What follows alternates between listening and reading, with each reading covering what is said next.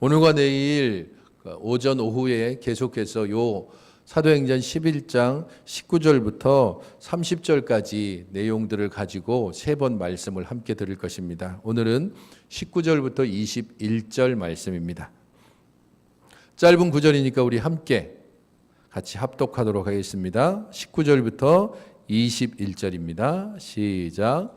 그때에 스데반의 일로 일어난 환난으로 말미암아 흩어진 자들이 베니게와 구브로와 안디옥까지 이르러 유대인에게만 말씀을 전하는데 그 중에 구브로와 구레네 몇 사람이 안디옥에 이르나 헬라인에게도 말하여 주 예수를 전파하니 주의 손이 그들과 함께 하심에 수많은 사람들이 믿고 주께 돌아오더라. 아멘. 오늘 첫날 이 본문 말씀을 가지고 전염성 있는 사람들이라는 제목으로 말씀을 전해 주시겠습니다. 손성 기자님 나와서 말씀 전하실 때 복된 은혜 함께 누리시기 바랍니다.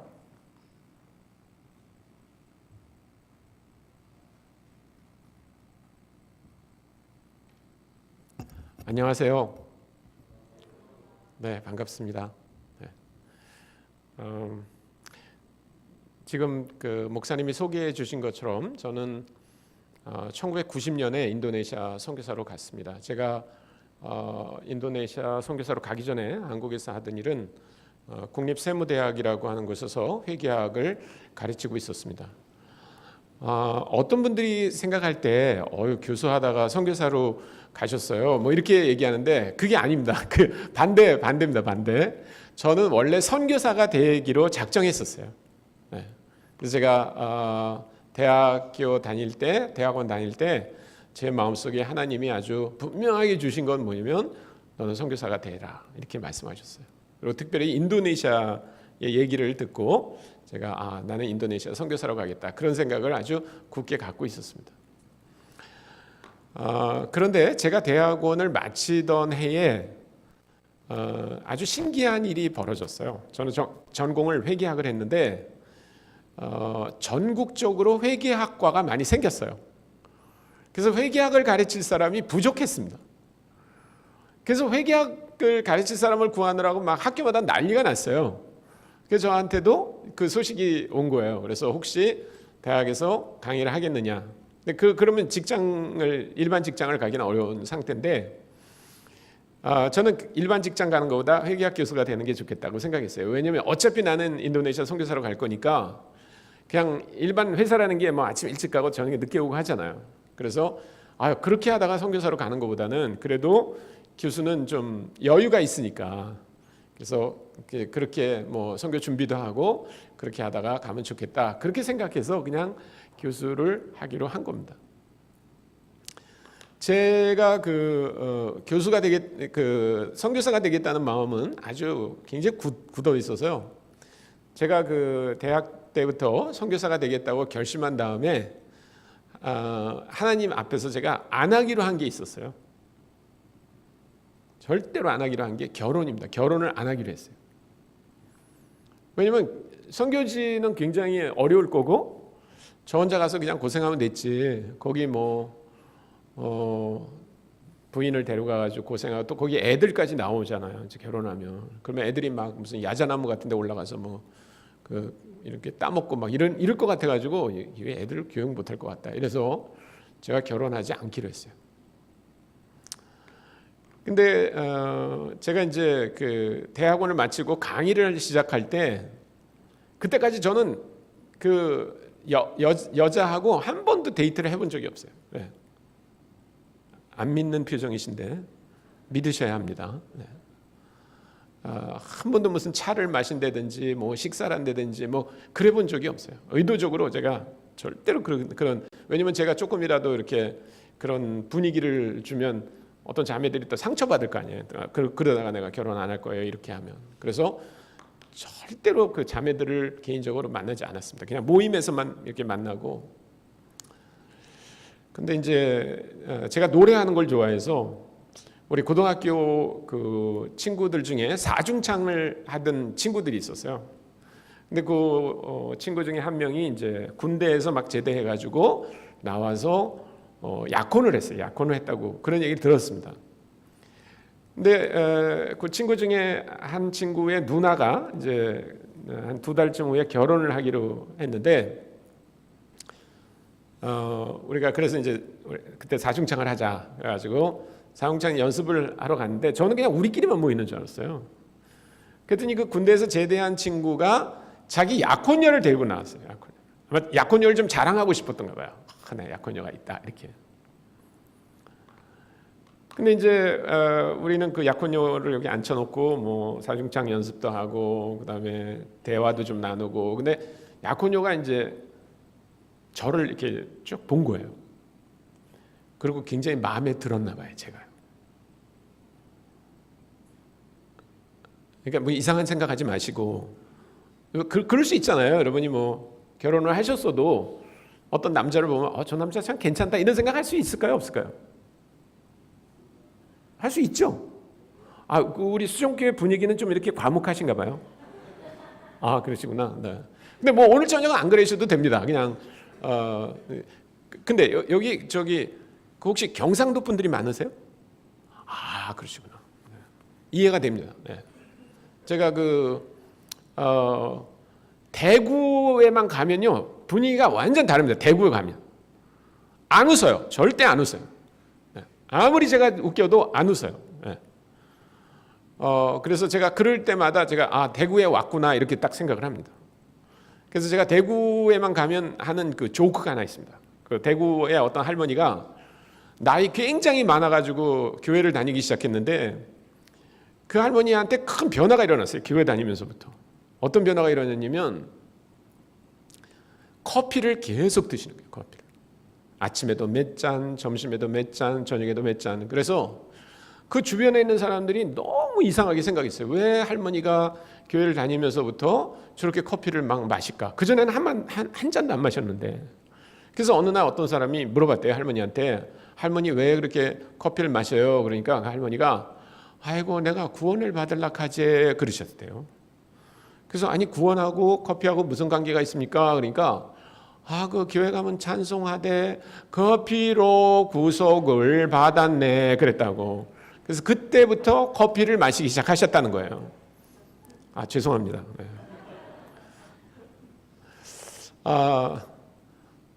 그러면 이제 대구 분들도 조금 마음이 풀리시는 것 같더라고요. 네. 근데 이 약혼녀가 이제 제가 마음에 들었대요. 그래가지고 이 약혼녀의 친구가 있었어요. 아주 친한 친구. 중학교, 고등학교 같이 다니던 그 친구가 아직 남자친구가 없어가지고 이 남자를 자기 친구한테 소개해야 되겠다 이런 생각을 했대요. 나한테는 얘기도 안 하고. 그래서 이제 그 결혼식 날이 돼서 저희가 다 쌍둥이창을 하러 갔더니 이 약혼녀가 또 따라온 거예요. 거기도. 또 따라왔는데 자기 친구까지 또 데리고 갔어요. 이번엔요. 그러더니 결혼식이 끝나더니 그 옆에 다방에다가 나하고 그 여자를 밀어놓고 둘이 얘기를 하려는 거예요. 그러니까 제가 얘기할 거는 뭐냐면 이거밖에 없어요. 저는 결혼 안 할 겁니다. 이 얘기를 해야 돼요. 근데 여러분 한번 생각해 보시죠. 그게 얼마나 잔인한 짓이에요.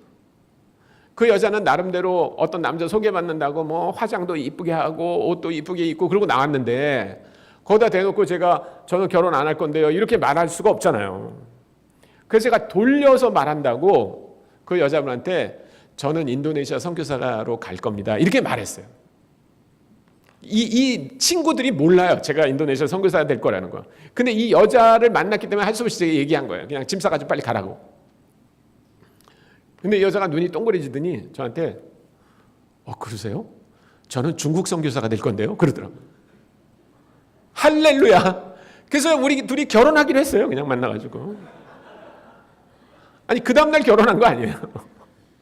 그날은 결혼한 거 아니고 한 1년 뒤에 했는데 근데 정작 이 친구는 몰랐어요. 내가 인도네시아 선교사가 될 것도 몰랐고 그 약혼녀의 친구가 중국 선교사가 될 거라는 것도 몰랐고 그냥 둘이 만나면 좋겠다 이래가지고 만나게 했는데 우리 둘 다 선교사가 될 거라고 그렇게 생각하고 있었던 거예요. 그래서 이제 결혼을 했습니다. 처음에 결혼할 때는요 제가 우리 집사람한테 우리는 선교사로 갈 거니까 장롱도 가져오지 말라고 그랬어요. 제가 월세방을 하나 얻었으니까 거기 그냥 조그만 방에 우리가 이불만 넣고 살다가 하나님이 너희는 인도네시아로 가라. 그러면 그냥 우리는 이불 누구한테 주고 그냥 가면 된다. 장롱 가져오지 마라. 그렇게 했어요. 우리 집사람이 좀 순진해가지고 그 장모님한테 가가지고 얘기를 했대요.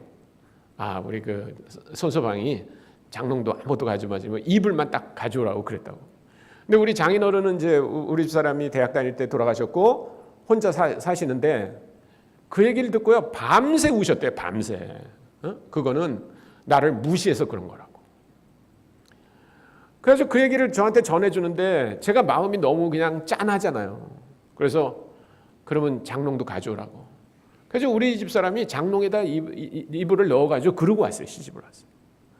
그래서 사는데 이게 애가 생기니까요 뭐 살림이 막 눈덩이처럼 불어나는 거예요. 예, 뭐 세탁기도 있어야 된다, 무슨 유모차도 있어야 된다, 뭐 애들 장난감도 있어야 된다, 뭐 그래가지고 계속 짐을 사는 거예요. 그러니까 방 한 칸에 살다가 이제 안 되니까 뭐 13평짜리 아파트로 가고 13평짜리 안 되니까 25평으로 가고 25평 안 되니까 이제 34평으로 가고 저는 이제 세무대학 교수가 되고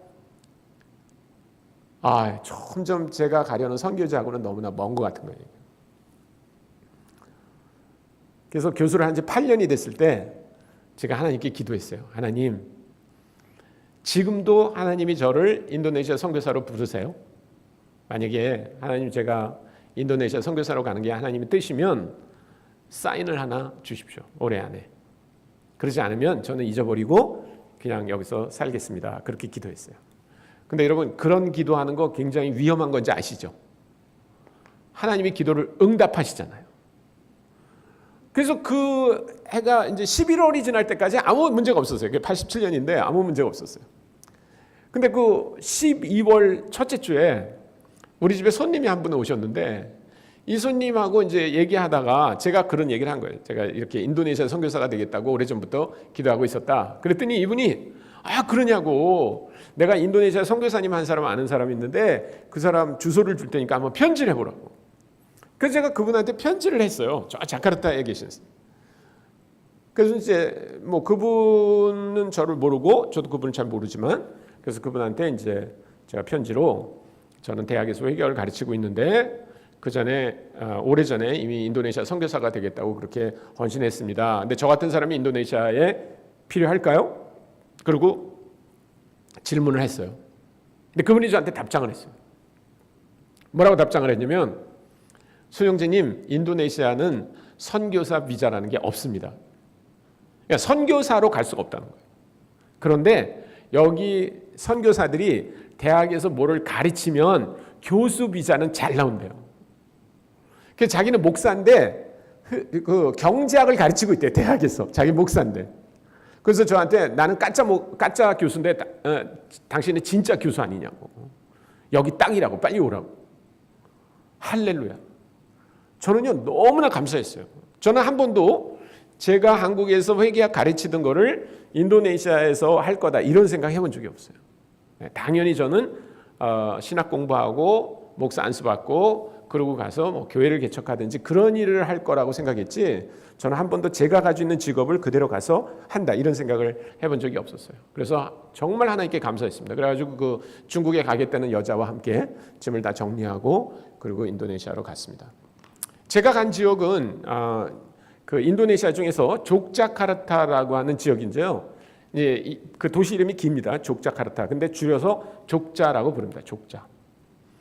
그런데 제가 그 도시에 가보고 깜짝 놀랐어요. 그 도시 인구가 한 150만 명쯤 됩니다. 여러분 150만 명이면 우리나라에서 어느 정도 규모의 도시냐면 광주나 대전, 수원은 150만 조금 못 돼요. 근데 뭐 거의 140만이니까 지금 여러분이 한국 도시로서는 광주, 대전 혹은 수원 이런 정도의 도시다 이렇게 생각하시면 돼요. 근데 그 도시에 족자라는 도시에 대학이 100개가 있어요. 대학밖에 없어요. 거기는. 대학생이 그 도시 인구의 30%가 대학생이에요. 학생 사역하기 진짜 최고의 곳입니다. 최고. 그러니까 전국에서 인도네시아 전국에서 대학을 가겠다 그러면 일단 족자라고 하는 도시로 와요. 거기는 각종 대학이 있으니까. 무슨 종합대학에서부터 아주 특수대학까지 다 있어요. 그래서 굉장히 대학생들이 많은 그곳에 제가 아까 목사님 설명한 두따 왓사나라고 하는 대학에 제가 이제 가게 돼서 거기서 회계학을 학생들에게 가르치면서 제 목표는 뭐 회계학을 가르치러 간 게 아니고 인도네시아 대학생들에게 복음을 전하는 게 제 목표였기 때문에 복음을 전하면서 그렇게 11년을 살았습니다. 그러다 2001년에 한국 OMF 대표를 맡게 돼서 한국으로 돌아와서 지금은 우리 본부에서 사역을 하고 있습니다. 오늘 여러분들과 그 사도행전을 좀 보고 싶은데요. 앞으로 내일까지 이 사도행전 11장 19절부터 30절 말씀을 주로 우리가 좀 보도록 그렇게 하겠습니다. 여러분에게 아마 익숙치 않은 본문일 수도 있습니다. 그러나 저는 이 본문이 가지고 있는 굉장히 깊은 의미들이 있다고 생각합니다. 그래서 그런 의미들을 세 번에 나눠서 오늘 저녁 또 내일 낮 주일 예배 때 그리고 오후에 이렇게 나눠서 좀 보도록 하겠습니다. 여기 그 11장 19절에 보면 흩어진 사람들에 대한 이야기가 나옵니다. 여기 그때 스데반의 일로 일어난 환난으로 말미암아 흩어진 자들이 베니게와 구브로와 안디옥까지 이르러 유대인에게만 말씀을 전하는데 그 중에 구브로와 구레네 몇 사람이 안디옥에 이르러 헬라인에게도 말하여 주 예수를 전파하니 주의 손이 그들과 함께 하심에 수많은 사람들이 믿고 주께 돌아왔다. 이렇게 되어 있습니다. 여러분, 이 흩어진 사람들이 어떤 사람인지 우리가 좀 알아야 됩니다. 이 사람들은 19절은 뭐라 그랬냐면 스데반의 일로 일어난 환난으로 말미암아 흩어졌다. 이렇게 성경이 얘기하고 있어요. 그래서 이 일이 일어난 대로 좀 돌아갈 필요가 있습니다. 그래서 여러분들이 좀 불편하시더라도 사도행전 8장으로 우리가 한번 가보겠습니다. 여러분 성경을 사도행전 8장으로 한번 돌려주세요. 네. 사도행전 8장 1절부터 4절까지 제가 한번 읽어드릴게요. 그 얘기가 지금 11장 19절과 이렇게 연결이 되어 있습니다. 사울은 그가 죽임당함을 마땅히 여기더라. 그가 누구냐면 스데반입니다. 스데반. 사도행전 그 8장 전에 7장에는 스데반이 그 유대인 지도자들이 있는 공회에 가서 담대하게 예수 그리스도를 친 거예요. 그래서 유대인들이 저런 친구는 내버려두면 안 되겠다. 굉장히 잘못된 믿음이다. 이렇게 생각해가지고 스데반을 죽이게 됩니다. 그날이 어떤 날입니까? 스데반이 죽던 날입니다. 스데반이 죽던 날에 예루살렘에 있는 교회에 큰 박해가 있어 사도 외에는 다 유대와 사마리아 모든 땅으로 흩어지니라. 이때 흩어져 가게 됐다는 거예요. 이 사람들이요. 근데 여러분 이 사람들이 그 흩어져 갔는데 4절에 보면 그 흩어진 사람들이 두루 다니며 복음의 말씀을 전했어요. 이랬다는 거예요. 여러분 대단하지 않아요? 이 사람들이 지금 핍박이 일어나서 도저히 예루살렘에 있을 수가 없어서 도망가고 있는 거예요. 그런데 8장 4절이 뭐라고 얘기합니까? 두루 다니며 복음을 전하고 다녔다. 이렇게 얘기하고 있어요. 경상도 분이 아까 많다고 그랬는데 두루 다녔다는 말이 경상도 말로 뭡니까? 오만 데를 다니면서 오만 천지를 다니면서 복음을 전했다는 거예요. 여러분 내일 오후에 제가 이 사람들이 얼마나 많이 흩어져 갔는가를 좀 더 보여드릴 건데요. 이 사람들이 간 지역들이 이제 그 8장 1절 후반절에 나옵니다. 그날에 예루살렘에 있는 교회에 큰 박해가 있어 사도 외에는 다 유대와 사마리아와 모든 땅으로 갔다고 되어 있어요. 모든 땅으로. 대단한 말씀이에요. 이 사람들은 잡히면 죽어요. 여기 보시고요. 8장 3절에 보면 사울이 교회를 잔멸할새 각 집에 들어가 남녀를 끌어다가 옥에 넘기니라. 지금 사울이 어떻게 했습니까? 이 도망가는 사람들을 쫓아가서 잡아다가 예루살렘에서 교회를 없애는 일을 했다는 겁니다. 잔멸했다는 말을 그 영어로는 destroy 했다 이렇게 써 있어요. destroy라고 하는 단어는요 굉장히 강력한 단어입니다. 영어 중에서 destroy라고 하면 완전히 파괴해서 없애버리는 건데 우리말 성경에는요 그 앞에다 잔이란 말을 하나 붙였어요. 잔멸. 그 얘기는요 그냥 없애버리는 정도가 아니에요. 완전히 깔아뭉개서 더 이상 뭘 어떻게 할 수 없게 만드는 게 잔멸하는 거예요. 예를 들면 어떤 사람들이 우리 수정교회를 디스트로이했다, 잔멸했다. 그 얘기는 뭘까요? 뭔가 그 장비를 가져와 가지고 이 건물을 다 깔아뭉개버리고, 집기들은 다 끌어다가 불태워버리고, 목사님, 장로님 이런 분들은 다 잡아다가 옥에 넣거나 아니면 처형하고, 그렇게 해서 더 이상 이 수정교회가 존재하지 않게 만드는 일을 지금 하고 있다. 9장입니다. 9장 1절과 2절을 한번 보세요. 사울이 주의 제자들에 대하여 여전히 위협과 살기가 등등하여 대제사장에게 가서 다메섹 여러 회당에 가져갈 공문을 청하니, 이는 만일 그 도를 따르는 사람을 만나면 남녀를 막론하고 결박하여 예루살렘으로 잡아오려 함이라. 대단하지 않습니까? 지금 사울과 그 일당들이 이 사람들을 막 쫓아서, 이 사람들이 다른 마을로 갈 때 쫓아가고, 다른 도시로 갈 때 쫓아가고 있어요. 다른 나라로 갈 때 거기까지 쫓아가고 있다는 거예요. 이 사람들 잡히면 감옥에 가거나 아니면 스테반처럼 죽는 그런 상황에 처해 있는 사람들이에요. 그 사람들이 지금 사도행전 11장 19절에 와 있습니다. 그런데 19절과 20절에 이 사람들에 대해서 공이 기록하고 있는 두 개의 구절이 있어요. 그건 뭐냐면, 이 사람들이 안디오까지 이르러 유대인에게 말씀을 전했다. 그 다음에 20절에 보면 헬라인에게도 말하여 주 예수를 전했다. 이렇게 하고 있어요.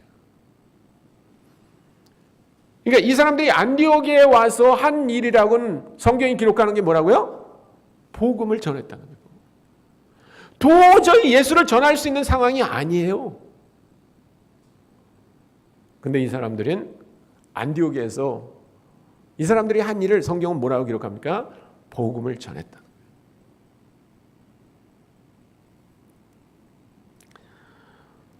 저는 이런 사람들을 전염성 있는 그리스도인이다 이렇게 부르고 싶어요. 여러분, 전염성 있다는 말이 뭡니까? 전염성 있다는 말. 전염성 있다는 말은 우리 안에 어떤 병원균이나 바이러스가 우리 안에 있는 거예요. 그래서 뭐 기침을 하거나 접촉을 하거나, 그래서 내 안에 있는 균을 다른 사람에게 옮기는 거, 그게 전염성 있는 거죠. 여러분, 그 전염성 그럴 때 가장 떠오르는 일이 뭐예요? 혹시 기억나세요? 4년 전에 메르스 사태 기억나세요? 메르스. 네. 그때 얼마나 패닉했어요, 사람들이요. 왜냐하면 다른 바이러스나 병원균은요, 그래도 우리가 이렇게 좀 안 걸리게 노력할 수 있어요. 예를 들면 피부 접촉이나 뭐 음식이나 뭐 이런 걸로 전염이 되면 우리가 뭐 그런 사람이 있는 곳에 안 간다든지, 아니면 그 사람이 먹는 음식을 안 먹는다든지 이러면 되는 거예요. 근데 메르스는 어떻게 전염되는지 아시죠? 공기로 전염돼요. 공기로. 그러니까 그 얘기는 뭐냐면, 오늘 저녁에 예배드리는 이 중에 한 사람이라도 그 메르스균을 갖고 계신 분이 있잖아요. 그러면 그분이 그냥 숨만 이렇게 쉬면 이 메르스균이 이 예배당에 다 퍼져가지고 우리 숨 쉬는 사람들이 다 메르스균에 감염될 수 있다는 거예요. 그러니까 여러분, 얼마나 무서워요. 우리가 버스를 탈 수 있어요? 우리가 지하철을 탈 수 있어요? 우리가 어떤 공간에 있는데 그 사람 중에 누가 메르스균을 갖고 있는지 모르는 거예요, 우리가. 그래서 막 모임도 취소하고 그랬던 기억 나세요? 어디 가려다가 계획을 취소하고, 너무나 공포스러운 그런 경험이었죠. 근데 제 머릿속에 지금도 기억나는 사람이 하나 있는데요. 그 사람이 12번 환자인가 그래요. 그때는 환자 이름을 얘기 안 하고 다 번호로 얘기했죠. 네. 근데 그 환자가 어디 저기 지방에서 메르스균에 감염이 돼가지고 이 환자를 이제 그쪽 병원에서 치료를 못하니까 어디로 보냈냐면 저 삼성의료원으로 보냈어요. 저 수서에 있는 삼성의료원. 여러분, 삼성의료원 아시죠? 우리나라 최고의 의료기관입니다, 거기가. 근데 4년 전만 해도 이 메르스 환자를 어떻게 처치하는지를 몰랐어요, 의사나 간호사들이. 지금은 뭐 음압병동이라는 게 있고 뭐 그래서 어떻게 한다는 게 다 매뉴얼로 나와 있지만, 당신의 메르스라고 하는 그 병을 어떻게 막아야 되는지를 몰랐어요. 그래서 일반 그 독감 환자처럼 주사 몇 대 놓고 이 사람을 그냥 병실에다 놔둔 거예요. 근데 병원에 입원해 본 적이 있어요, 여러분? 다 없으세요? 한 명도 없으세요? 있어요? 여러분, 병원에서 재미있죠? 입원하고 있으면. 진짜 재미없잖아요. 예? 아니 죽을 것 같으면 꼼짝도 못해요. 근데 조금씩 회복되면 어때요? 지겨워서 죽으려고 그래요. 지겨워서 환자들이. 그래서 환자복 입고 막 돌아다니죠. 여러분 메르스에 걸린 환자도요 지겨워가지고 그래서 자기 병실을 나와가지고 그 로비를 어슬렁어슬렁거리고 2시간을 다닌 거예요. 예, TV도 보고 사람도 보고 그다음에 뭐 매점에서 뭐도 사 먹고 화장실도 가고 그렇게 어슬렁어슬렁 2시간을 다닌 결과 그 병원 안에 있던 사람 193명이 걸린 거예요. 193명. 대박이죠. 아니 이 사람이 무슨 어떻게 메르스균을 전염시키는 거를 훈련받은 사람이 아니에요. 이 사람이요. 숨만 쉬고 다녔어요. 숨만 쉬고. 근데 무려 193명이 그 사람 때문에 메르스균에 감염된 거예요. 여러분 그 사람이 메르스균을 193명에게 전염시킬 수 있었던 조건은 뭔가요? 메르스균이 있었다는 거예요. 여러분 예수를 전염시킨 그리스도인이라고 말할 때 예수를 전염시키는 유일한 조건이 있습니다. 그게 뭐예요? 예수님이 우리 안에 계시다는 거예요. 예수님이 여러분 안에 계세요? 아까 우리 저 찬양 인도하던 우리 집사님 어디 가셨어요? 네. 아멘 하자고 그랬는데 아멘 안 하시네. 아니 집사님은 왜 안 하셨어요? 아멘. 아멘 크게 하세요. 할렐루야. 네. 아니 저는 뭐 아멘 강요하는 저 부흥사가 아닙니다. 그러니까 걱정하지 마십시오. 근데 저는 나올 줄 알았는데 안 나와서 약간 궁금해서 제가 말씀드리는 거예요. 네. 여러분 이 세상에는 2종류의 그리스도인이 있어요. 한 사람은 전염성 있는 그리스도인이거나 아니면 전혀 전염성이 없는 그리스도인이거나 둘 중에 하나. 메르스 환자는요 그렇게 구분이 되지 않아요. 메르스 환자는 메르스균이 있기만 하면요 반드시 전염시키게 돼 있어요. 반드시 전염시키게 돼 있어요. 여러분 메르스균이 더 강해요? 예수님이 더 강해요? 누가 더 강해요? 예수님이 더 강해요. 예수님이 더 강해요. 메르스균은 아무것도 아니에요. 예수님 더 강해요. 어떤 사람들은 예수님을 다른 사람에게 전염시키기 위해서 훈련이 필요하다고 생각하는 사람이 있어요. 훈련이. 그래가지고 무슨 뭐 전도 폭발을 듣고 뭐 고구마 전도 무슨 감자 전도 뭐 진돗개 전도 무슨 별의별 전도 방법을 다 들어야 전도를 할 수 있다고 생각합니다. 아까도 얘기했지만 메르스균이 있는 사람이 메르스균을 전파할 때요 2시간 동안 193명에게 전할 때 그 사람이 무슨 메르스 전도 폭발 이런 걸 받아가지고 한 게 아니에요. 그 사람 안에 메르스균이 있었어요. 다른 얘기를 좀 해볼게요. 예를 들면 오늘 여기 왔더니 우리 목사님이 저한테 저기서 아주 맛있는 음식을 사주셨는데 예를 들어서 여러분이 저 위에 이렇게 올라가니까 마곡지구에 설렁탕집이 하나 새로 생겼어요. 근데 굉장히 좋아 보여요. 그래서 여러분이 그 설렁탕집에 들어갔다 그럽시다. 근데 설렁탕 맛은 그냥 그저 그랬어요. 근데 그 집 깍두기가 기가 막히게 맛있어요. 그러면 친구들한테 그 깍두기 먹어보고 맛있는 얘기를 합니까 안 합니까? 여러분 하세요 안 하세요? 하죠. 여러분 그 사람이 막 그 열내고 사람들한테 무슨 카톡으로 하고 페이스북에 올리고 그러는 게 그 사람이 무슨 깍두기 폭발 세미나 이런 거 들어야 그렇게 하는 거예요? 아닙니다. 이 사람이 깍두기에 대해서 사람들한테 얘기할 수 있는 유일한 이유가 있어요. 유일한 전제 조건이 있어요. 그건 뭐예요? 먹어봤다는 거예요. 사람들은요 깍두기 하나 먹어도 맛있으면 가만히 있지 못해요. 영화 하나 보고도 그 영화가 감동적이면요 친구들한테 야 너 그 영화 보라고 계속 얘기합니다. 여러분 예수님은 깍두기만 못한 게 아니에요. 그렇죠? 예수님이 무슨 영화 한 편만 못한 게 아니에요. 예수님은 어마어마한 일을 우리에게 하셨어요. 저는 여러분들이 예수 믿을 때 어떤 변화가 일어나는지 모르겠지만 저는 분명히 알고 있어요. 저는 고등학교 3학년 때 예수님을 영접했어요. 저희 집안이 불교 집안이었어요. 불교 집안. 근데 친구가 저를 조이라는 모임에 데려가서 예수님을 그때 믿게 됐는데, 예수님을 믿고 나서 제가 알게 된 건요, 예수님이 제 모든 죄를 사해 주셨다는 거예요. 여러분, 누가 우리의 죄를 사해 줄 수 있습니까? 아무도 그렇게 할 수 없어요. 여기서 큰 길에서 여러분이 불법 유턴을 하다가 경찰에 걸려도 경찰이 와서 딱지 띄면요, 여러분 다 지불해야만 해결되는 거예요. 여러분이 뭐 좋은 학교를 나왔다, 무슨 잘생겼다, 그런 것 때문에 봐준 적이 없어요. 근데 우리가 지은 죄들은 우리가 알잖아요. 그렇게 도로에서 교통법규를 하나 어긴 거하고는요, 차원이 다른 그런 죄예요. 근데 예수님이 오늘 우리가 찬송한 것처럼 그 보혈을 흘려서 우리의 모든 죄를 다 사해 주셨다. 제가 처음 그 사실을 듣고요, 엉엉 울었어요. 야, 주님이 내 죄를 사해 주셨구나. 제가 더 성경을 공부하면서 알게 된 건요, 예수님이 우리에게 영원한 생명을 주셨다는 거예요. 영원한 생명. 여러분, 누가 우리에게 영원한 생명을 줍니까?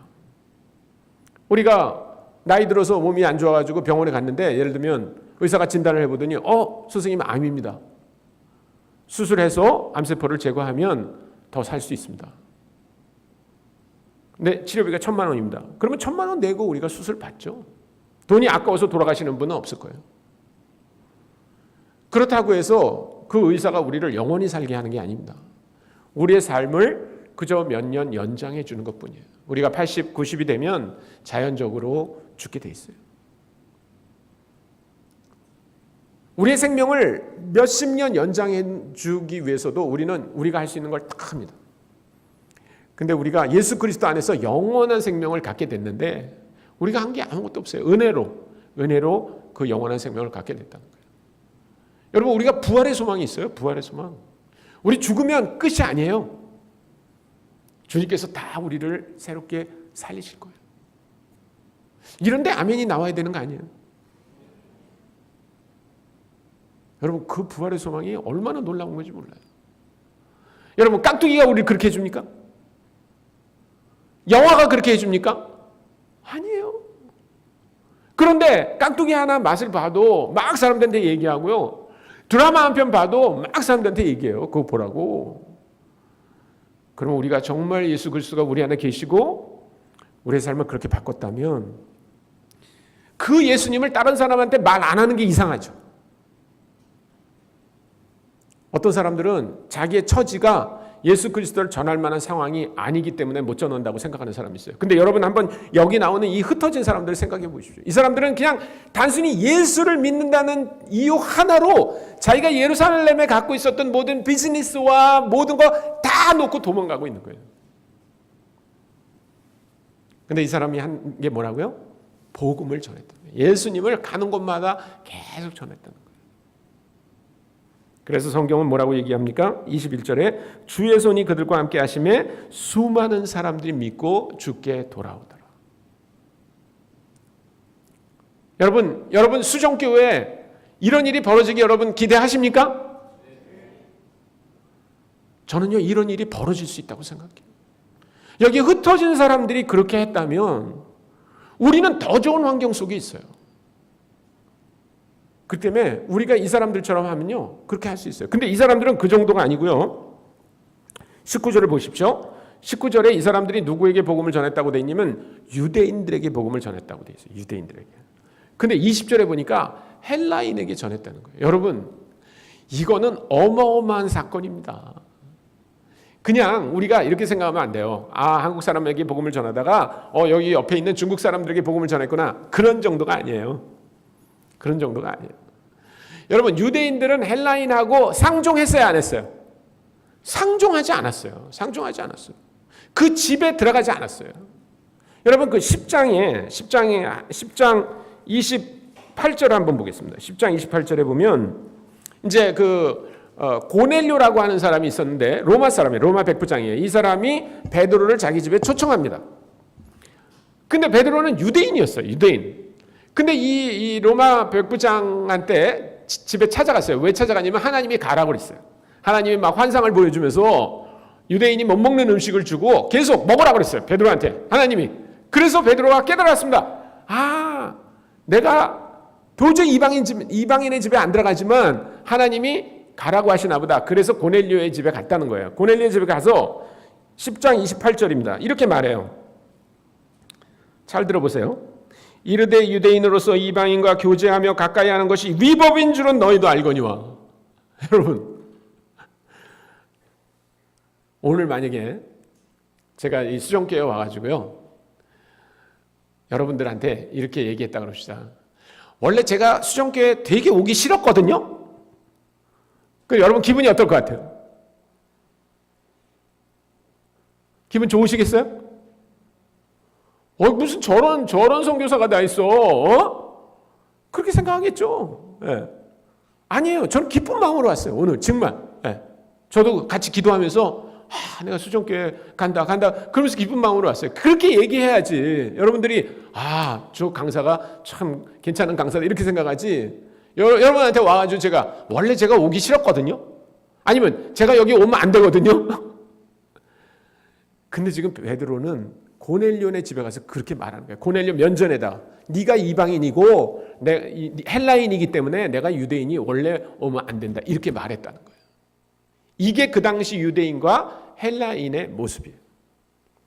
그런데 11장 20절에 보니까 이 사람들이요 그런 걸 다 넘어가가지고 그 안디옥에 있는 헬라인들에게도 복음을 전했다는 거예요. 여러분 그 당시 헬라인하고 유대인의 감정이 왜 이렇게 상했는지 아세요? 저는요 이 감정을 조금 이해할 것 같아요. 조금 이해할 것 같아요. 저희 어머니가 91살이세요. 91살. 그러니까 일제가 아주 악랄하게 한국을 통치하던 때에 태어나셔가지고 자랐어요. 그래서 우리 어머니는 그 소학교라는 데 들어가서 일본 말 쓰는 소학교를 들어가가지고 전부 일본 말로 공부를 하신 거예요. 그래서 웃기는 게 뭐냐면 우리 어머니하고 저하고 한국말을 아주 유창하게 합니다. 우리 어머니가 외국 사람이라고 느껴본 적이 없어요. 그런데 우리 어머니가 구구단으로 뭘 계산을 해야 되잖아요. 그러면 언제나 구구단을 일본 말로 하는 거예요. 우리 어머니는 구구단을 일본 말로밖에 못 외워요. 한국말로 못 외워요. 아마 여러분들 부모님 중에도 그런 분 계실 거예요. 못 외워요. 우리 어머니 구구단을 우리말로 못 외웠어요. 일본말로밖에 못 외워요. 그러니까 우리 부모님한테 들은 얘기들은 맨날 일본이 악랄하게 했다 뭐 이런 얘기만 들었어요. 근데 제 마음속에는 그래도 일본 사람이라고 다 악랄할까? 일본 사람 좋은 사람이 있을 거야. 그렇게 제가 생각해가지고요. 어릴 때부터 제 꿈이 뭐냐면 이 다음에 커서 나는 좋은 일본 사람하고 만나서 우정을 맺어야지. 그게 제 꿈이었어요. 여러분 한국 사람 다 좋아요? 다 좋아요? 여기 김포에 있는 사람 다 좋아요? 아니요. 김포에 있는 사람도 이상한 사람이 있잖아요. 일본 사람이라고 다 나쁘지 않고 좋은 사람이 있을 거라고 생각을 한 거예요. 근데 36살이 될 때까지 그 꿈이 이루어지지 않았어요. 왜냐면 제가 일본을 간 적도 없고 뭐 일본 사람 만난 적도 없었고. 그런데 제가 이제 OMF 선교사가 돼가지고 인도네시아로 가야 되는데 저희 단체는요 국제본부가 어디 있냐면 저 싱가포르에 있어요. 싱가포르. 그래서 모든 신임 선교사는 선교지로 가기 전에 제일 먼저 해야 될 일이 싱가포르로 가요. 그래서 싱가포르에 2달 머물면서 거기서 신임 선교사 오리엔테이션을 받게 돼 있습니다. 그래서 이제 저희도 거기를 인도네시아로 가기 2달 전에 글로 먼저 갔습니다. 근데 제가 알게 된 건 뭐냐면 그 싱가포르 국제본부에서 신임 선교사들을 훈련하는 훈련 대장이 있는데 그 훈련 대장이 일본 선교사라는 거예요. 일본 선교사. 그래서 막 꿈에 부풀었어요, 제가. 이야, 일본 선교사. 그래서 이분이야말로 내가 우정을 맺어야지. 그리고 이제 우리가 싱가포르로 가족들과 함께 다 갔습니다. 그래서 첫날 밤을 자고 그 다음날 제일 먼저 간 곳이 그 일본 선교사 사무실이에요. 그래서 이제 가서 이렇게 노크를 했더니 일본 선교사가 나와요. 물론 일본 선교사도 제가 오는 거 알고 있었죠. 제가 비행기로 며칠에 싱가포르에 도착합니다 이렇게 썼기 때문에. 그래서 제가 제가 손창남입니다. 그러니까 그러냐고 막 저를 안아주고 뭐 우리가 마치 무슨 몇십 년 그 친구처럼 그렇게 아주 반가워했어요. 그러다가 한 10시 반쯤 되니까 오전 10시 반쯤 되니까 저희 단체는 누가 시작한 단체냐면 허드슨 테일러라고 하는 선교사님이 시작한 단체예요. 이분이 영국 분인데 이분이 그 영국 사람이라 그런지 우리 단체는요 약간 영국적인 분위기가 있어요. 근데 영국 사람들은 오전 10시나 10시 반쯤 되면요 전부 다 모여요. 그래서 티 브레이크라고 하는 걸 합니다. 티 브레이크.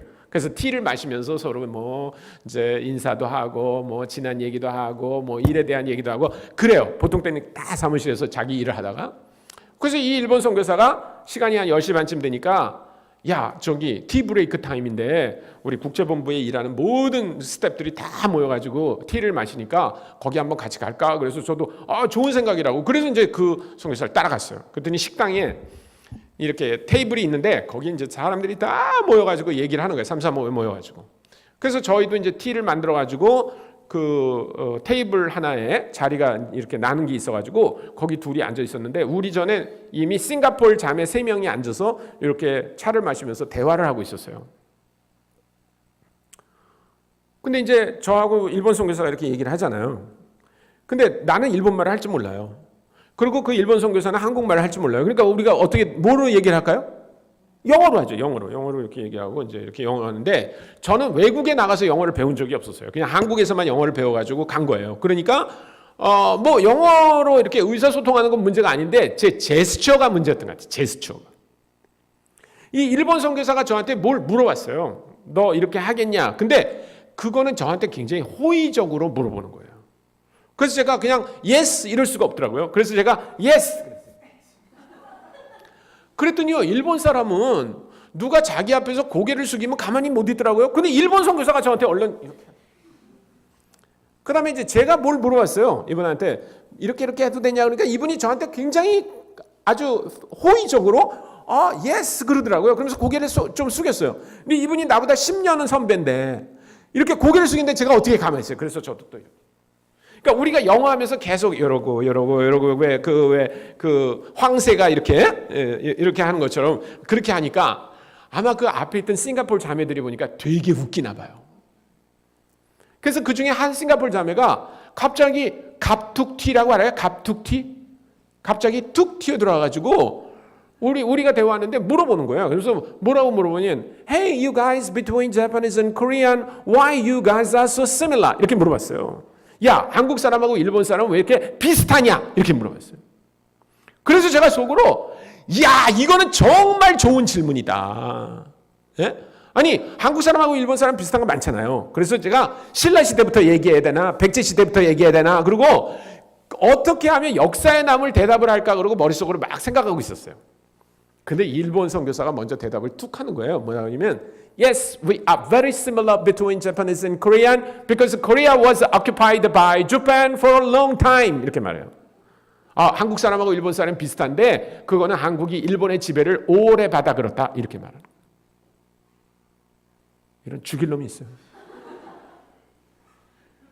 제가 안중근 의사가 생각이 났어요. 권총이 있었으면 그냥 빵 쏴버렸을 것 같아요. 진짜. 정말요. 제가 그날 깨닫게 된 게 뭐였냐면 내 인생에 처음으로 피가 거꾸로 돌 수도 있구나 라고 하는 걸 깨달았어요. 정말 피가 아래서부터 이렇게 거꾸로 올라오는 것 같아요. 여러분 왜 제가 그날 그렇게 화가 났습니까? 우리가 실제로 36년 동안의 일본의 지배를 받았잖아요. 근데 여러분 유대인들은요 헬라인의 지배를 몇 년 동안 받았는지 아세요? 350년 동안 받았어요. 350년 동안. 일본이 우리를 악랄하게 지배했다고 그러더라도요 그거는 100년 전에 있었던 얘기예요. 100년 전. 근데 지금 여기 나오는 헬라인들은 유대인들을 몇 년 전에 지배했는지 아세요? 2000년 전에. 2000년 전에.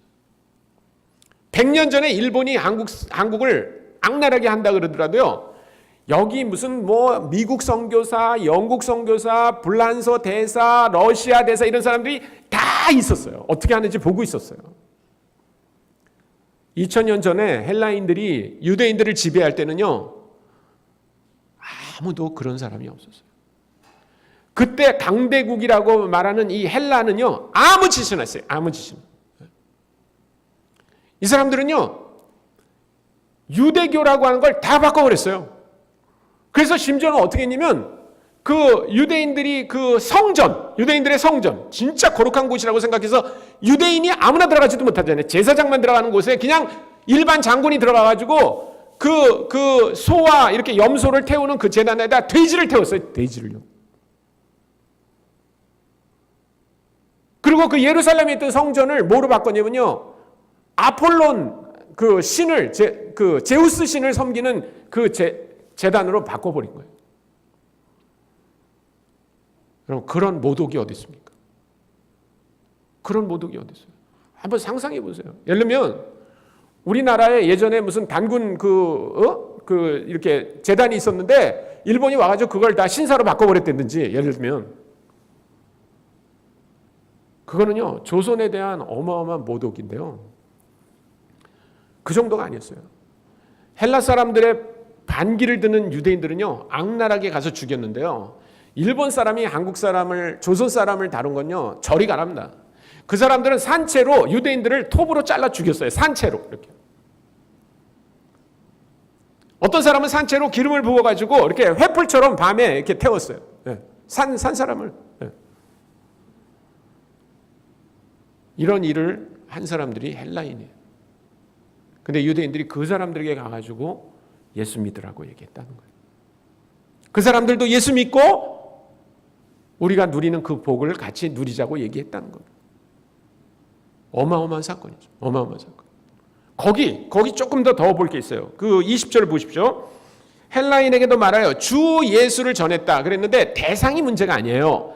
이 사람들이 전한 내용이 더 중요합니다. 주 예수라는 말에다 여러분이 밑줄을 하나 그어두세요. 혹시 여러분 성경책이라면 주 예수라는 말에 밑줄을 그으십시오. 주라는 말이 여기서 헬라어로 키리오스예요. 키리오스. 근데 이 키리오스라고 하는 단어가 굉장히 중요합니다. 여러분, 우리가 주 예수라는 말을 교회에서는 너무나 흔하게 써요. 뭐 주 예수 내 마음에 들어와 계신 후 뭐 변하여 새 사람 되고 뭐 주 예수여 주 예수여 뭐 이런 노래를 하니까 그냥 주 예수라는 말이 그냥 일반 말처럼 들려요. 주 예수. 뭐 주 예수 뭐 주 예수 뭐. 근데요. 여러분, 우리가 성경을 제대로 이해하시려면 어떻게 해야 되냐면 2000년 전에 안디옥으로 돌아가야 돼요. 2000년 전에 안디옥으로 돌아가요. 그래서 안디옥에 있던 헬라인은 저 예루살렘에서부터 온 유대인들이 이 사람들한테 키리오스, 예수스라고 말했을 때 어떻게 들었겠는가를 상상해야 돼요. 여러분, 키리오스라고 하는 말은 유대인들에게 익숙한 단어가 아니에요. 이것은 헬라인들에게 익숙한 단어예요. 헬라인들은 이 단어를 어디다 썼냐면요, 두 가지로 썼습니다. 이 사람들이 그냥 키리오스라고 말할 때는요, 두 가지 의미인데 하나는 황제, 로마 제국을 통치하던 황제. 두 번째는요, 이 사람들이 믿고 있었던 아까 말한 제우스, 아폴로 이런 신을 부를 때 키리오스 이렇게 불러요. 키리오스. 그러니까 이 사람들이 키리오스라고 하는 말은 신이란 뜻이에요. 신. 예수 그리스도를 주라고 말하는데 그 주라는 말은 엄밀한 의미에서 종교적 용어입니다. 그러면 이 유대인들이 같은 유대인들이나 혹은 유대인과 똑같은 문화를 갖고 있는 사마리아 사람들에게 갔을 때는 예수님을 누구라고 소개했는가? 8장입니다. 8장을 한번 다시 보겠습니다. 8장 4절과 5절이에요.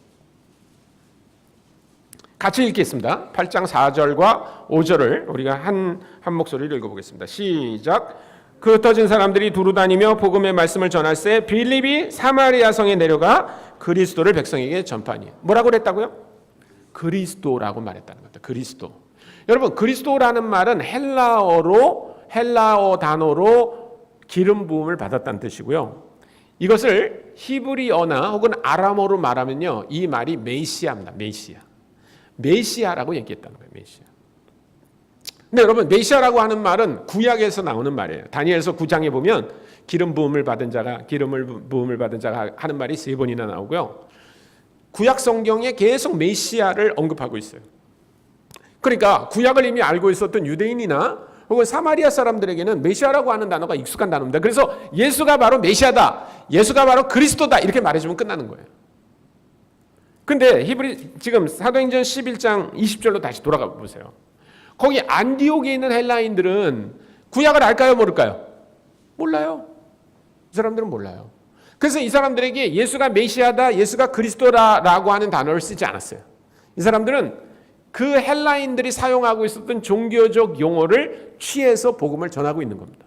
이런 거를 조금 그 선교적인 용어로 뭐라 그러냐면 상징 빼앗기라고 그래요. 상징 빼앗기. 한번 해볼까요? 상징 빼앗기. 상징 빼앗기. 상징 빼앗기라는 말은 뭐냐면 이런 거예요. 선교사들이 이교도 지역에 갔을 때 이교도들이 사용하는 종교적 용어를 갖다 버리는 게 아니라 오히려 그것을 취해서 복음을 설명하는 데 사용하라는 겁니다. 그러면 우리가 전하는 복음이 그 사람들에게 익숙하게 들릴까요? 낯설게 들릴까요? 익숙하게 들려요. 익숙하게 들려요. 우리가 전하는 복음은 익숙하게 들려야 됩니다. 그래야 이 사람들이 그거 하고 알아듣지, 낯선 얘기 계속 해봐야 그냥 외국에서 온 종교구나, 외국에서 온 신이구나 이렇게 생각하고 못 믿게 된다는 거예요. 여러분 예를 들어 볼게요. 자, 우리 교회에서 기도라는 단어 쓰잖아요. 기도라는 단어 쓰나요? 쓰죠. 그러면 기도라는 단어는 교회에서 쓸까요? 아니면 절에서도 쓸까요? 절에서도 써요? 절에 가보셨어요? 안 가봤어요? 아니 친구들한테 그런 얘기 안 들어봤어요? 절로 가 이런 말 안 들어봤어요? 죄송합니다. 우리 애들은요, 제가 이런 거 하는 줄 알면 아주 죽인다 그래요. 네. 저는 절에 다녔잖아요. 절에 가면요 매일 하는 게 뭐냐면 기도예요. 기도. 근데 우리가 쓰던 기도라는 단어를 절에서 갖다 쓰는 걸까요? 아니면 절에서 쓰던 기도라는 단어를 우리가 갖다 쓰는 걸까요?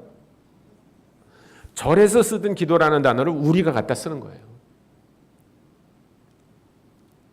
그러면 이런 효과가 나타나요.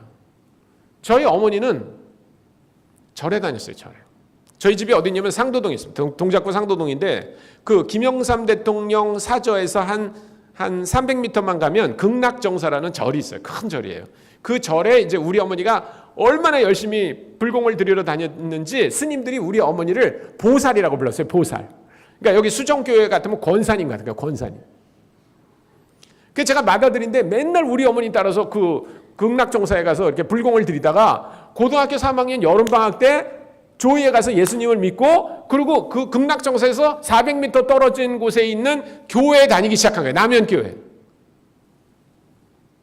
여러분 한번 생각해 보세요. 여기 어떤 수정교회 권사님 아들이 고3 때 갑자기 저 옆에 있는 절에 다니기 시작했다. 그럼 그 권사님 마음이 어떨 것 같아요? 아마 돌아가실 것 같을걸요. 그래서 우리 어머니가요, 제가 예수 믿지 못하게 하려고 뭐 위협도 했다가 회유도 했다가 막 몇 달을 그랬어요. 음식도 안 드시고. 그래도 제가 나는 예수 믿겠다고 그러니까 나중에 포기했어요, 어머니가. 그래서 그래, 너 혼자 믿는 건 봐주는데 너 만약에 네 동생들한테 예수를 믿으라고 하든지 아니면 동네 사람한테 예수 믿으라고 하다가 너 나한테 들키면 나는 아주 죽는다 그래가지고 꼼짝도 못하고 살았어요. 근데 그러다가 제가 이제 대학원을 졸업하고 그 다음에 세무대학 교수를 하다가 이제 선교사로 가게 됐잖아요. 근데 제 마음에 큰 부담이 있는 거예요. 그때까지 우리 어머니 보살이니까. 그래서 제가 하나님께 기도했어요. 하나님, 제가 인도네시아 선교사로 가기 전에 우리 아버지 어머니 다 예수 믿게 해주세요. 그렇게 기도했어요. 근데 하나님이 그 기도를 응답해 주셨어요. 그래서요, 그 다음에 제가 87년 말에 이제 인도네시아 선교사로 가기로 했다고 그랬죠? 88년도 3월에 우리 아버지가 예수 믿었어요. 그리고 우리 아버님이 6월 달에 돌아가셨어요. 위암이 걸려 계셨기 때문에. 그리고 이제 우리 아버지 장례할 때까지 우리 어머니가 꼼짝도 안 하셨어요. 그러더니 아버님 장례 치르고 나니까 어머니가 나는 예수 믿고 이제 교회 다니겠다. 딱 그렇게 하신 거예요. 그래가지고 우리 어머니가 교회를 다니기 시작하는데 여러분, 절에 열심히 다니는 사람은 교회도 열심히 다니는 거 아세요? 그래서 우리 어머니가요, 얼마 전까지 보살이었는데 몇 년 후에 보니까 권사가 됐더라고요. 그러니까 우리 어머니가 아마 그 보살에서 권사로 제일 빨리 바뀐 사람 중에 하나일 거예요, 아마. 네. 근데 이제 저는 그 신학을 공부한 사람이 아니라 우리 그 OMF에서 저한테 너는 선교 훈련을 꼭 받고 신학도 공부하고 가라. 그래서 제가 여기 양천구 목동에 있는 그 용왕산 알아요? 용왕산? 용왕산 몰라요? 목동에? 모르시구나, 용왕산. 그 용왕산 있어요. 용왕산. 여기 그 목동 이렇게 넘어가면 왜 목동 2단지, 3단지 이렇게 나오는 아파트 있죠? 네, 가기 전이 그 산이 하나 있는데 그 용왕산이에요. 그 용왕산 안에 선교 훈련원이 있어요. 기 센데. 네. 그래서 이제 저희가 거기 가서 이제 훈련을 받고 있었는데 여러분 목사 아닌 사람이 선교사가 되면요 불쌍하기 짝이 없어요. 그래도 이렇게 신학을 공부하고 뭐 전도사, 강도사, 뭐 이렇게 부목사 이렇게 한 사람들은요 기댈 때가 있어요. 기댈 때 옛날에 자기가 섬기던 뭐 거기 목사님한테 전화해서 저 선교사로 가요. 그러면 후원돼주고 그러는데요. 저는 얼마 전까지 회계학 교수였으니까 아무도 저를 후원해주는 사람이 없어요. 그래서 힘들게 지냈어요 거기서. 그래서 어느 날 이제 우리 어머니한테 전화를 했어요. 우리 어머니가 얼마 전까지 보살이었지만 이제 교회를 다닐 때. 네. 그래서 전화해가지고 어머니 저 이제 세무대학 교수 그만하고 훈련 받고 있는데 선교사 되려고 훈련 받고 있는데 저를 위해서 매일 좀 기도 좀 해주세요. 그렇게 말했어요. 그랬더니 우리 어머니가 나한테 창남아 걱정 마. 내가 매일 너를 위해서 하나님께 기도한다. 그러시는 거예요. 아니 몇 달 전까지만 해도 우리 어머니가 보살이었다니까요. 그래서 내가 너무 감사해가지고 어머니 뭐라고 기도를 하세요? 그러니까 내가 기도하지. 우리 가보생 손창남 선교사 되려고 그러는데 잘 봐주세요. 이렇게 기도한다는 거예요. 근데 여러분 가보생이 뭔지 아세요? 가보생. 가보생이 가보년에 태어난 그런 말이에요. 근데 그 기도가 저한테 너무나 익숙해요. 왜냐하면 우리 어머니가 그 극락정사에서 부처님한테 기도할 때 부처님은 데이터 프로세서가 좀 늦는 분인가 봐요. 그래가지고 반드시 연도를 앞에 대야만 출생 연도를 대야 얘가 얘구나 이렇게 빨리빨리 연결이 되나 봐요. 이제 제가 이제 가보생이 언제냐면 1954년생이에요, 제가. 근데 우리 어머니가 어릴 때 제가 이제 그 기도하러 어머니를 따라가면 우리 어머니가 극락정사에서 부처님한테 기도할 때 우리 가보생 손창남 이렇게 공부 잘하고 건강하게 해주세요. 이렇게 쭉 이렇게 이제 해요. 제 바로 밑에 동생은요, 걔는 병신년에 태어났어요. 대박이에요. 그래가지고 이제 저를 위해서 기도한 다음에 우리 어머니가 이제 제 동생을 위해서 기도하려면 우리 병신생 손창세 이렇게 줄줄이 연도를 대고 기도하시는데 우리 어머니가 지금 하나님을 믿는데 하나님께 기도할 때 그렇게 부처님한테 하듯이 한다는 거예요. 연도를 대고. 그러면 우리가 하나님한테 기도할 때 불교식으로 연도를 대고 기도하면 하나님이 그 기도를 들어주실 것 같아요? 안 들어주실 것 같아요? 들어주실 것 같아요? 우리 찬양하던 형제 확신이 있어요? 들어주실 것 같아요? 확신이 없으면 오늘 밤에 집에 가서 기도할 때 한번 해봐요. 몇 년도생인가? 네? 94년생. 그러면 오늘 밤에 가서 해봐요. 하나님, 저 1994년에 태어난 아무개예요. 한번 해요. 그럼 하나님이 어떤 반응을 보일 것 같아요? 야, 내가 극락전에 와 있는 것 같아. 막 그러시겠어요? 아니요. 저는 하나님이 우리 어머니가 불교식으로 그렇게 연도를 대고 기도한 기도를 들어주셨다고 믿어요. 근데 제가 왜 이 얘기를 하냐면 우리 어머니에게 기도라는 단어가 익숙한 단어예요? 낯선 단어예요? 익숙한 단어예요. 우리가 다 불교에서 가져온 거예요. 그 단어가. 여러분 이 성경에는 제사라는 단어가 있어요. 없어요? 제사. 몇 번 나와요? 수도 없이 나와요. 근데 제사라는 단어는 우리가 만든 거예요? 아니면 딴 종교에서 가져온 거예요? 딴 종교에서 가져온 거예요. 딴 종교에서 이미 오래전부터 제사라는 말을 쓰고 있었어요. 제사. 우리가 그거 다 갖다 쓰는 거예요. 그러면 다른 종교를 믿던 사람들이 교회에 와서 우리 기도합시다. 뭐 기도가 뭐 있어 그냥. 가보생 손창남 이렇게 하면 되지. 그렇게 생각할 수 있다는 거예요. 그래서 그 결과가 21절이에요. 다시 11장 21절에 같이 읽어보겠습니다. 시작. 주의 손이 그들과 함께 하심에 수많은 사람들이 믿고 주께 돌아오더라. 그냥 돌아온 게 아니에요. 우리는 그저 이 구절을 그냥 쉽게 많이 믿었네 이렇게 생각하지만 거기에 이 사람들이 얼마나 애쓰고 노력했는지가 나타나요. 마지막으로 한 얘기만 더 하고 오늘 시간이 많이 갔지만 한 얘기만 더 하고 마치겠습니다. 자, 이 사람들이 간 지역을 한번 보겠습니다. 다시 8장 1절로 돌아갑니다. 8장 1절로 돌아가서 후반절에 보면 아까도 얘기했지만 그날에 예루살렘에 있는 교회에 큰 박해가 있어 사도회는 다 유대와 사마리아와 모든 땅으로 흩어져 갔다. 이런 성경이 나와 있어요. 근데 여러분 이 성경 기절이 어느 성경 기절하고 굉장히 비슷하지 않아요? 어디랑 비슷해요? 1장 8절, 1장 8절. 1장 8절 보세요. 1장 8절 어떻게 돼 있어요? 1장 8절. 1장 8절에 보면 같이 한번 읽어보겠습니다. 1장 8절 시작. 오직 성령이 너희에게 임하시면 너희가 권능을 받고 예루살렘과 온 유대와 사마리아와 땅끝까지 이르러 내 증인이 되리라. 이렇게 얘기했어요. 여러분, 이거는요, 예수님이 승천하기 직전에 제자들에게 부탁하신 명령이에요. 그래서 이 명령을 우리가 뭐라 그래요? 지상명령이라고 그래요. 지상명령. 예수님의 명령이 성경에 많이 나와 있지만 뭐 서로 사랑하라, 너희가 높아지고 싶으면 낮아져라, 이런 얘기들이 있지만 이 명령은 다른 명령과 비교가 되는 명령이 아닙니다. 아니에요. 여러분, 6.25 동란이 터졌을 때 대통령이 밀려드는 북한군을 막지 않으면 그냥 부산까지 뚫리니까 어떻게 했어요? 그때는 한강 다리가 하나밖에 없었어요. 그죠?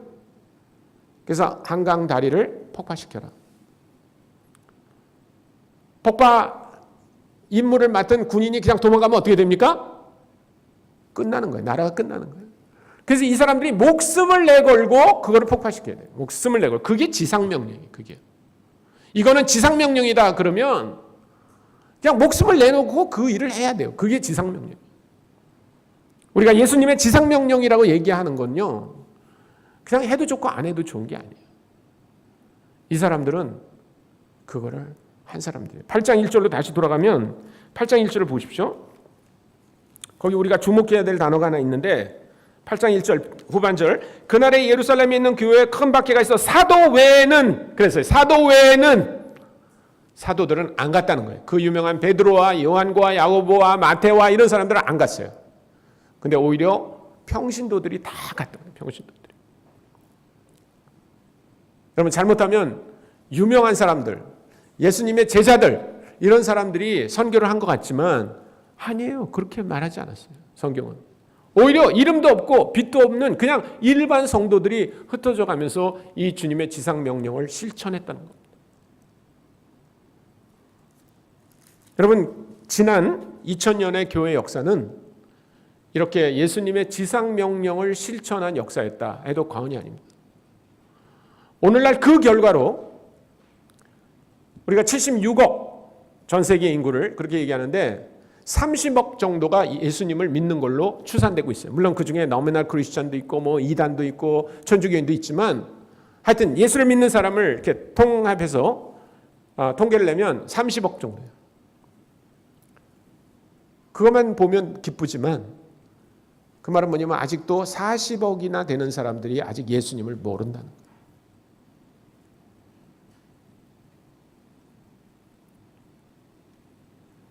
그래서 지금도 이 흩어진 사람들처럼 복음이 증거돼야 돼요. 그 지상명령을 우리가 이뤄 나가야 될 책임이 우리에게 있는 겁니다. 그냥 단순히 우리 주변에 있는 사람 예수 믿게 하는 정도가 아니라 온 민족에게서, 모든 민족에게서 예수 그리스도를 예배하는 일이 일어나도록 하는 게 우리에게 하나님이 주신 명령이라는 겁니다. 모르겠습니다. 혹시 수정교회에서 여러분들이 그거는 제가 할 일이 아닙니다. 그거는 선교사들에게 부탁한 겁니다. 우리는 선교사들 후원합니다. 우리는 선교사들을 위해서 기도합니다. 아닙니다. 성경 그렇게 말하고 있지 않아요. 선교사의 숫자는요, 전 세계에서 한 50만 명 정도 됩니다. 50만 명. 그 사람들이 들어갈 수 있는 나라가 150개도 넘어요. 선교사들은 계속 추방당하고 있습니다. 근데 여기는 그런 사람들에게만 의존한 게 아니라 모든 성도들이 그 일을 다 했다는 거예요. 아까도 말했지만 지난 2000년의 교회 역사는 어떻게 보면 이 예수 그리스도의 지상명령에 헌신한 사람들의 얘기다 해도 과언이 아닙니다. 근데 요즘 한국교회에서 가장 듣기 힘든 말이 뭔지 아세요? 헌신이야, 헌신. 헌신이라는 말을 하지 않습니다. 이제는요, 대형교회 가면 주일날 그 성도들한테 음식을 해줄 사람이 없어가지고 이제 다 아웃소싱 합니다. 식당에서 와서 해줘요. 이제는 화장실 청소하는 사람을 구할 수가 없어요. 그래서 다 그 용역업체에서 와서 해요. 점점 헌신하지 않습니다. 헌신이라는 말을 교회에서 못 찾아요. 근데 오히려 교회 밖에는요, 굉장히 헌신한 사람들 많아요. 여러분 혹시 이런 사람 아세요? 깜깜하고 새벽에 아직 동도 안 떴고 막 안개가 자욱한데요. 거기 어떤 4명의 사람이요, 큰 무거운 가방 메고 이렇게 언덕을 올라가는 거, 그런 광경 본 적 있어요? 골프에 헌신한 사람들.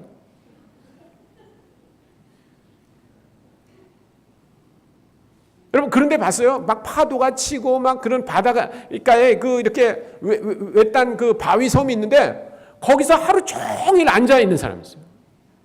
낚시에 헌신한 사람. 여러분 그런 사람들은요 굉장히 칭찬해요. 세상이 좋은 취미를 갖고 있다고. 근데 여기 나오는 이 흩어진 사람들처럼 예수 그리스도의 지상 명령에 헌신한 사람들은요 다 광신자라고 그래요. 광신자. 한번 생각해 봅시다. 뭐가 의미 있는 일인가? 제가 한국에 와가지고 어떤 사람을 하나 알게 됐는데 TV를 통해서 알게 됐어요. 이 사람이 그 충북대학에서 유전공학을 가르치는 교수인데요. 이름이 배석철인가 하는 교수예요. 근데 이분이 뭐에 헌신했냐면요. 보니까 그 위암 항암제 만드는데 헌신했어요. 위암 항암제. 예. 그래가지고요. 이분이 어마어마한 발표를 했기 때문에 막 전 세계에서 유명한 의학 잡지가 셀즈라는 게 있어요. 셀이라는 잡지가 있는데 거기다가 발표를 해가지고 아주 유명한 사람이 돼가지고 싱가포르 그 국립대학이 초청을 해도 안 가요. 이 사람이. 예. 자기는 그 위암 항암제 만드는 일을 연구하려고. 대단하죠. 예. 그런 게 헌신이라고 그런 게. 다른 데서 아무리 좋은 조건으로 오퍼해도 나는 이거 하기 위해서 안 갑니다. 이렇게 하는 게 헌신. 이 사람은요, 그 항암제를 만들기 위해서 돈이 많이 들어가니까 정부에다가 7번이나 연구 지원비를 지원해달라고 프로포즈를 냈어요. 근데 한국 정부로부터 다 거절당했대요. 7번을. 한국 정부도 대단한 나라예요. 근데 이 사람 포기하지 않고요. 그 충북대학교 안에다 라보라토리움을 만든 거예요. 실험실을 만드는 거예요. 그래서 기자가 물어봐요. 누가 돈을 대서 이 실험실을 만들었습니까? 그러니까 대답을 안 하더니 집요하게 이제 이 기자도 물어보니까 뭐라고 얘기하냐면 아버지가 얼마 전에 돌아가시면서 재산을 하나 남겨주셨는데 다 팔아서 여기다 넣었는데도 모자랍니다. 그렇게 얘기하면서요. 막 그 감정이 복받쳐가지고 카메라가 여기 있는데 저희 가서 막 엉엉 소리를 내면서 울더라고요. 그런 게 헌신이에요. 그런 게. 내가 하는 일이 너무나 의미 있기 때문에 내가 가진 거 다 집어넣어도 난 아깝지 않습니다. 이렇게 생각해요. 이 사람 자기하고 일할 사람이 필요하니까 어떻게 했냐면 하버드 대학하고 예일 대학에 있는 한국계 유전공학 박사들한테 다 편지를 보냈어요. 나랑 같이 일하자고. 그 사람들이 안 오니까 이 사람이 비행기를 타고 하버드하고 예일을 찾아갔어요. 설득했어요. 그래가지고 그 중에 하버드 대학에 있는 그 이 박사라는 사람이 그 충북대학에 오기로 했어요. 왔어요. 여러분 뭐가 정상이에요? 충북대학에 있던 교수가 하버드로 가는 게 정상이에요? 아니면 하버드 대학에 있던 교수가 충북대학으로 오는 게 정상이에요? 뭐가 정상이에요? 근데 하버드 대학에 있는 교수가 충북대학으로 왔다니까요. 이게 충북대학 나온 사람 날 좀 만나주세요. 제가 충북대학을 얕보기 위해서 하는 게 아니라 매년 대학의 랭킹이 이렇게 나와요. 전공별로. 충북대학은 안 들어가요. 거기요. 100개 대학에 들어간 적이 없어요. 하버드는 언제나 톱이에요. 톱. 근데 그 하버드 대학에 있던 한국계 유전공학 박사 이 박사라는 사람이 충북대학에 왔다고요. 그래서 리포터가 또 물어봐요. 당신이 처음에 충북대학에 왔을 때 소감을 얘기해 주시죠. 그러니까 뭐라 그러냐면 저는 시설이 좋은 줄 알았습니다. 여러분 충북대학교 실험실하고 하버드 대학교 실험실을 비교할 수 있겠어요? 그러니까 기자가 물어보는 거예요. 그러면 언젠가 하버드로 가시겠네요. 그러니까 아니요. 나는 이 배 교수님의 연구 열정에 탐복했습니다. 그래서 연구가 끝날 때까지 안 가기로 했습니다. 여러분 그런 게 헌신이에요. 내가 하는 일이 너무나 의미 있기 때문에 다른 사람들에게 이거 같이 합시다 라고 말해주는 게 헌신이에요. 그런데 제가 그 사람의 얘기를 들은 지가 17년이 됐어요. 근데 아직도 그 배 교수님이 위암 항암제 만드는데 성공했다는 소식을 못 들었습니다. 근데 오늘 100번을 양보해가지고 우리가 이렇게 가정을 해봅시다. 여러분이 오늘 예배 다 끝나고 집에 돌아가셨는데 갑자기 뉴스에 TV 뉴스에 속보! 충북대학교 배석철 교수팀 드디어 위암 항암제 만드는 데 성공! 4달부터 시판 가능. 이런 속보가 떴다고 그럽시다. 여러분 대개 지금 한 60된 분이 암에 걸렸겠어요. 위암에 걸렸겠어요. 이것저것 치료해봤지만 약효가 없었어요. 그런데 한 달을 기다렸다가 드디어 그 배석철 교수가 만든 항암제가 나온 거를 사서 먹기 시작했는데 일주일 돼서부터 암세포가 녹기 시작하는 거예요. 그리고 한 달을 먹었는데 암세포가 완전히 없어졌다고 가정을 해봅시다.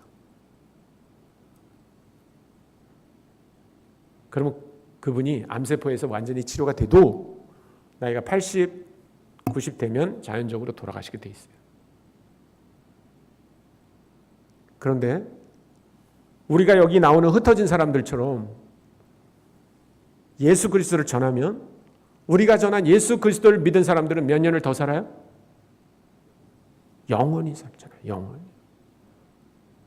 여러분 어떤 사람을 몇십 년 더 살리기 위해서 약을 하나 개발하는데 그렇게 헌신할 만한 가치가 있다면 우리가 전하는 예수 그리스도를 전함으로 말미암아 그분들이 우리가 전한 예수 그리스도를 믿고 영원히 사는 일에 우리 자신을 투자하는 건요.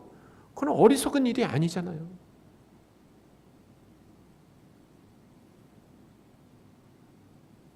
제가 세무대학을 그만두고 인도네시아로 가기 위해서 우리 학장님께 가서 얘기했습니다. 학장님, 제가 이번 학기만 강의를 할 것 같습니다. 후임자를 찾으셔야 될 것 같습니다. 예수 안 믿는 학장이 눈이 동그래지면서 저한테 무슨 일이 있습니까? 제가 인도네시아 선교사로 가기로 했습니다. 그런데 그 학장님이 저한테 미쳤구만. 그분이 한마디 그거예요. 미쳤구만. 안 미쳤어요. 저 안 미쳤어요. 예수 그리스도를 사람들이 믿으면요. 영원히 살아요. 우리가 어떤 일을 한들 그보다 더 큰 가치가 있어요. 이 사람들은요. 자기 생애, 정말 짧은 생애, 잡히면 죽어요. 이제. 자기 생애를 다 어디다 쏟았어요? 예수 그리스도의 지상명령을 실천하는 데 쏟았어요. 그 결과가 21절입니다. 다시 한번 우리 21절을 읽고 기도하고 마치도록 하겠습니다. 11장 21절 같이 읽습니다. 시작. 주의 손이 그들과 함께 하심에 수많은 사람들이 믿고 주께 돌아오더라. 놀랍지 않습니까? 여러분 우리가 만약에 우리 수정교회 성도님들이 여기 사도행전에 나오는 흩어진 사람들처럼 그렇게 전염성 있는 그리스도인 그리고 다른 문화에서 온 사람조차도 그 사람이 한국 사람이냐 아니면 뭐 어디 방글라데시에서 온 사람이냐 파키스탄에 온 사람이냐 상관 안 해요.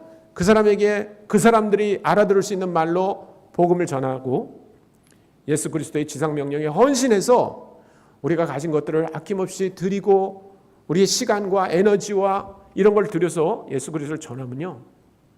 저는 이런 일이 우리 수정교회에도 일어날 줄을 믿습니다. 저는 여러분들이 그런 사람 됐으면 좋겠어요.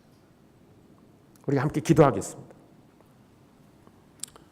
우리 한번 주여 외치고 하나님 저를 그런 사람 만들어주세요. 나를 전염성 있는 그리스도인 되게 해주세요. 내가 어떤 상황과 상관없이 언제나 내가 만난 그리스도를 전하는 사람. 심지어는 나하고 피부가 다르고 문화가 다르고 말이 다른 사람조차도 복음을 전할 수 있는 사람. 나를 괴롭게 한 사람들에게도 가서 복음을 전할 수 있는 사람. 그리고 내가 이 일에 헌신하는 사람 되게 해주세요. 내가 가지고 있는 시간과 돈과 에너지를 드리면 그래서 예수 그리스도를 전하면 내가 전한 예수 그리스도를 믿으면 영원히 사는 그 일에 하나님 내가 다른 어떤 것보다 나의 우선순위를 둘 수 있게 해주세요. 우리가 한번 그렇게 기도하고 제가 마치는 기도하겠습니다.